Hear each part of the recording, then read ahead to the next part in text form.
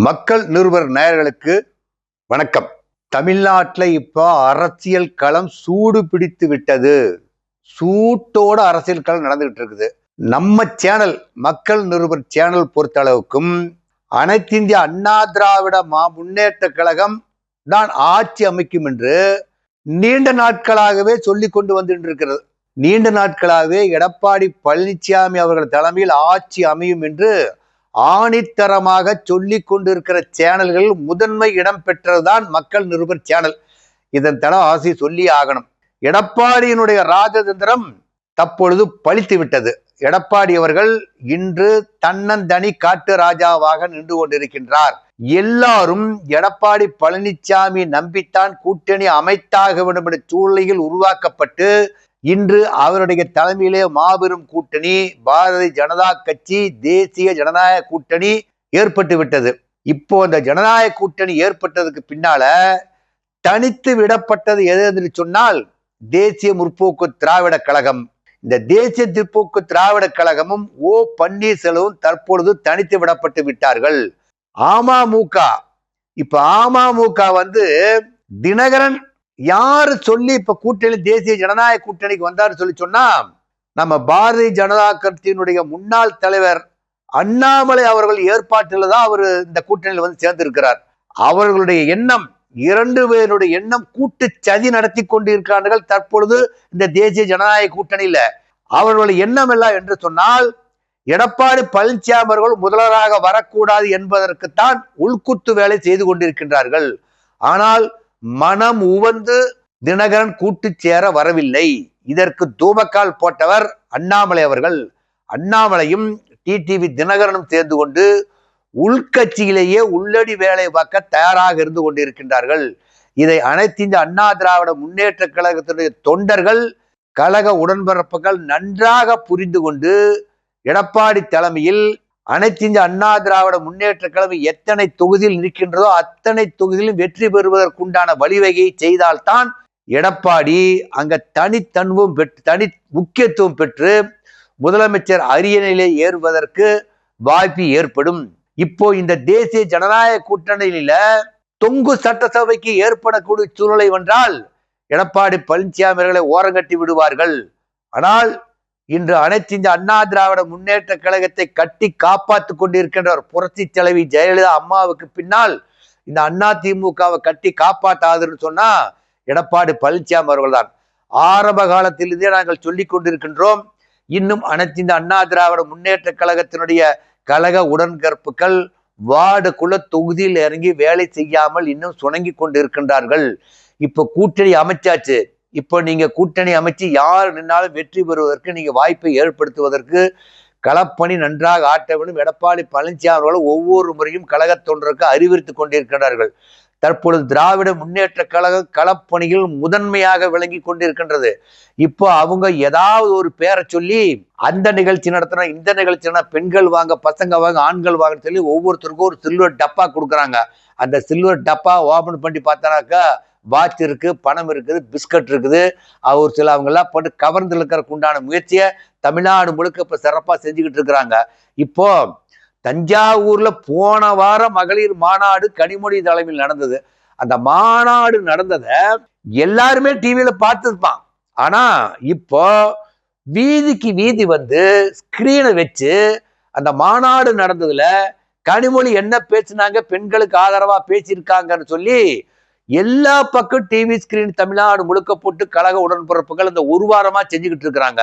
ஆனா அப்படி செஞ்சுக்கிட்டு இருக்கிறப்ப அந்த இடத்துல சொல்லக்கூடிய அந்த வாசகம் என்ன சொன்னதுனால் கனிமொழி பேசுறது ஒரு 10 நிமிஷம் தான் அந்த டிவியில் ஓடும். அதற்கு முன்னால் முக ஸ்டாலின் சொல்லி அந்த வார்த்தையை மக்கள் மனையில பதிகின்ற அளவிற்கு அங்க நின்று டிவி ஆறாள் அந்த சேனல் போர்டில் பார்த்துட்டு இருக்காங்க இல்லையா, அந்த போர்டில் பார்த்துட்டு இருக்காங்க மக்கள் பதிகின்ற அளவிற்கு முக ஸ்டாலின் புகழ் பாடி கொண்டிருக்கின்றார்கள். இது தமிழகம் முழுவதும் திராவிட முன்னேற்ற கழகம் ஒரு பக்கம் நடத்திக்கிட்டு இருந்தது. இதே சமயத்துல தமிழக வெற்றி கழகம் தற்பொழுது என்ன செஞ்சுட்டு சொல்லியிருக்குனாக்கா தமிழ்நாடு முழுவதும் 234 தொகுதியிலும் ஒரு தொகுதிக்கு 15 வெற்றி களத்தில இறக்கி விட்டு இருக்கின்றார் ஆதவ் அர்ஜுன். அவங்களுக்கெல்லாம் என்ன வேலைன்னா போய் ஒரு 200 பேர்த்துக்கிட்ட ஒரு ஸ்டாட்டிஸ்டிக்ஸ் எடுக்கிறோம், 200 பேர்த்த போய் நாங்க தொகுதி நிலவரம் கேட்கறோம்னு சொல்லுவாங்க. அவங்களே ஆளுகளை செட் பண்றாங்க. எப்படின்னா டிவிக்கு ஆளுகளை செட் பண்ணுவாங்க, திமுக ஆளு செட் பண்ணுவாங்க, அண்ணா திமுக ஆளு செட் பண்ணுவாங்க. ஏதோ அந்த ஊரில் இருக்கிற ஒருத்தர் 2 பேர்த்த மட்டும் போக்கஸ் கண்டி காமிச்சு மற்றவங்க இவங்களே நிர்ணயத்தைப்படுத்தி ஒரு 100 பேர் மாதிரி வாக்கெடுப்பு நடத்துறோம்னு சொல்லி அதுல 80 பேர் டிவிக்கு ஓட்டு போட்ட மாதிரி விளம்பரப்படுத்திட்டு இருக்காங்க. திராவிட முன்னேற்ற கழகத்துக்கு ஒரு தொகுதியில ஓட்டுமோ, அண்ணா திராவிட ஒரு ஓட்டுமோ. இப்ப அண்ணா திராவிட முன்னேற்ற கழகம் ஒரு தொகுதியில 3வது இடமும், திராவிட முன்னேற்ற கழகம் முதலிடம் டிவிக்கேன்னு சொல்லி தமிழ்நாடு முழுக்க இப்ப புரோபகண்டா நடத்திட்டு இருக்காங்க.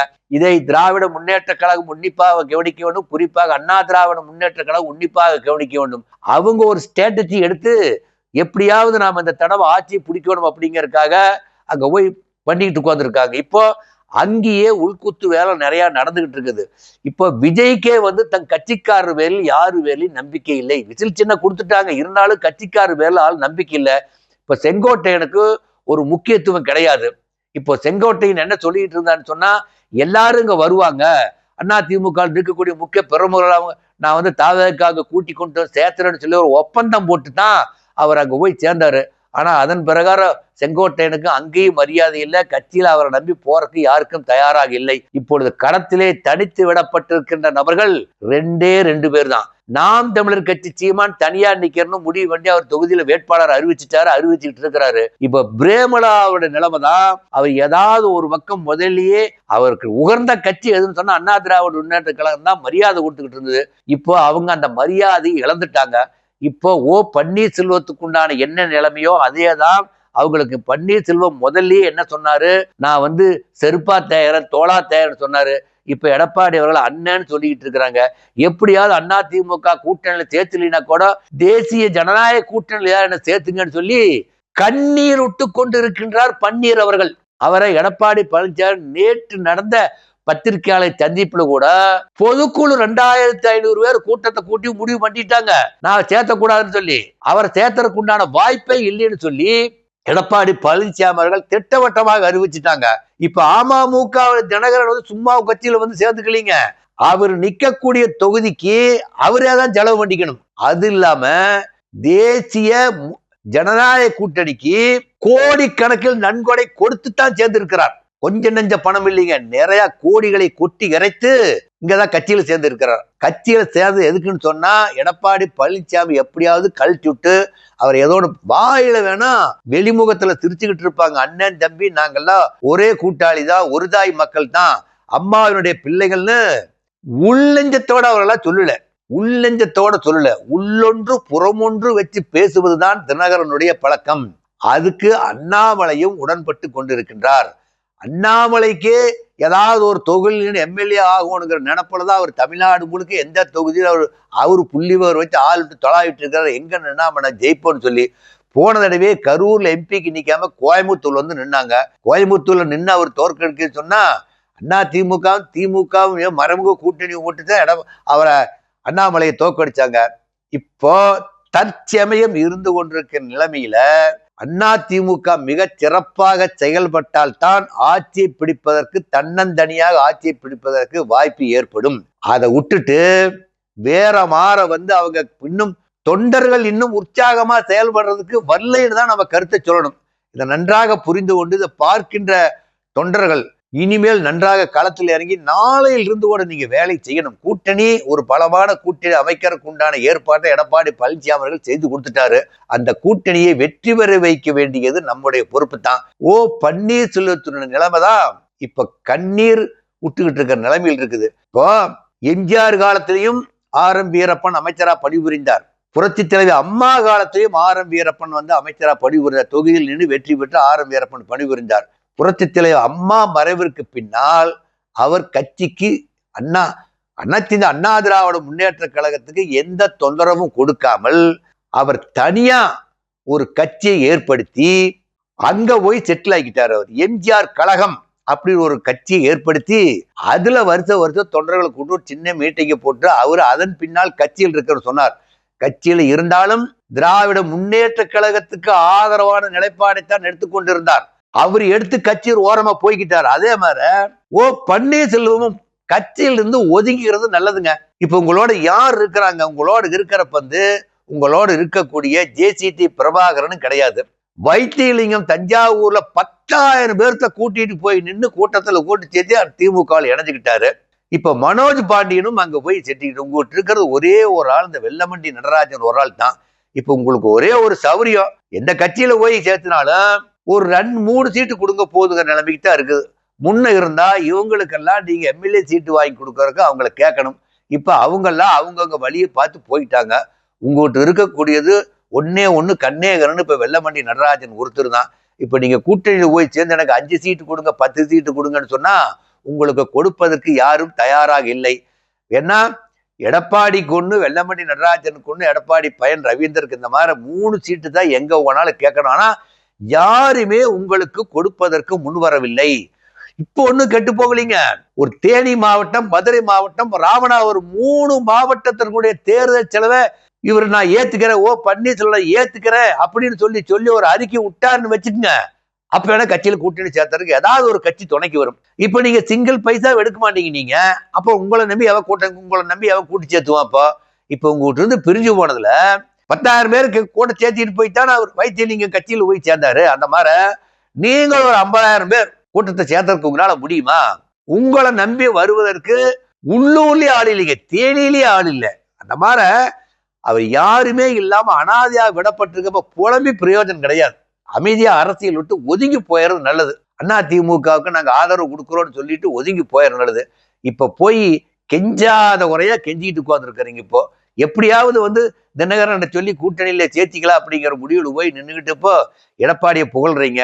எடப்பாடியார் உங்களை ஏற்றுக்கொள்ள தயாரா இல்லை. நீங்க என்ன அதிமுகவில் கட்சியில கேச போட்டு வச்சிருப்பீங்க. நீங்க அதிமுக தலைமை கழகத்தை கடப்பாறை எடுத்து உடச்சவங்க. நீங்க இவ்வளவெல்லாம் குற்றச்சாட்டை பண்ணிட்டு நீங்க போய் கட்சியில எங்களுக்கு சீட்டு கொடுங்க அப்படின்னு சொன்னா உங்களை அதிமுகவில் இருக்கக்கூடிய தொண்டர்கள் மறந்து 5 வருஷம் ஆயிப்போச்சு. தொண்டர்கள் மறந்து பன்னீர்செல்வம் என்பவர் அதிமுக ஏற்கனவே முன்னாள் முதல்வராக 2 முறை இருந்தார், 3 முறை இருந்தார் என்பதை மறந்து பல வருஷம் ஆயிப்போச்சு. இப்ப அதை ரெனியூவல் பண்றதுக்கு உண்டான சார்ஜ் பேட்டரி போனதுதான். ரெனியூவல் பண்றதுக்கு உங்களுக்கு வாய்ப்பே கிடையாது. இப்போ அண்ணா திராவிட முன்னேற்ற கழகத்தில் இருக்கக்கூடிய தொண்டர்களாம் உற்சாகமாக செயல்பட வேண்டும். உற்சாகமாக செயல்படுவதற்கு இன்னையிலிருந்து பணியை துவங்கினாதான் நம்ம ஆட்சியை பிடிப்பதற்கு முழு மூச்சோட செயல்படணும். திராவிட முன்னேற்ற கழகம் முழு மூச்சோட செயல்பட்டு கொண்டிருக்கின்றது. களத்திலேயே அண்ணா திராவிட முன்னேற்ற கழகத்தை இல்லைன்னு சொல்லி தமிழக வெற்றி கழகம் சொல்லிக்கிட்டு இருக்குது. அவங்க என்ன சொல்றாங்கன்னு சொன்னா டிஎம்கே டிவிகே தான் போட்டிங்கிறாங்க. இப்போ அவங்க ஊருக்குள்ள ஒரு டீம் இறக்கி விட்டுட்டாங்க. குடிசையில எல்லாம் போய் ஒரு கொடிய வீட்டுல போய் ஸ்டிக்கர் ஒட்டுறாங்க. எனக்கு இந்த ஸ்டிக்கர் ஒட்டிக்கலாமா அப்படின்னு கேக்குறாங்க. அரசியல் கட்சிக்கார யாரு வேணாலும் ஒட்டுன்னு தான் சொல்லுவாங்களே, வேண்டான்னு சொல்ல மாட்டாங்க. இந்த கொடியை உங்க வீட்டுல பறக்கொடுறேன்னு சொல்லி போட்டு அவர் கொடி குச்சியோட போய் அந்த வீட்டுக்கு முன்னால ஓலையிலயோ கட்டடத்திலேயோ கம்பியிலேயோ கட்டி எங்களுக்கு நீங்க டிவிக்கு ஓட்டு போடுங்கன்னு சொல்லிட்டு இருக்காங்க. ஒரு குரூப் ஒரு தொகுதிக்கு 15 பேரை இப்ப இறக்கி விட்டு பம்பரமா டிவிக்கே வேலை செஞ்சுக்கிட்டு இருக்கிறதுக்கு உண்டான முயற்சி பண்ணிட்டு இருக்கிறாங்க எங்க பார்த்தாலும். ஆனால் அதை வேடிக்கை பார்த்து கொண்டு அதிமுக சும்மா இருக்கக்கூடாது, கடுமையா உழைக்கணும். பதிலுக்கு நேரம் நாமளும் ஊருக்குள்ள போய் நோட்டீஸ் கொடுத்து அதிமுக உண்டான செய்யறதுக்கு உண்டான வேலை இனிமேல் செய்யணும். முன்னால ஓடனா நம்ம தான் பின்னால போகணும், நம்ம தான் முன்னால ஓடணும். நம்ம கட்சிக்கு பின்னாலதான் எல்லாரும் வரணுங்கிற சூழலை ஏற்படுத்தினா தான் எடப்பாடி பழனிசாமியோட கனவை நனவாக்க முடியும்.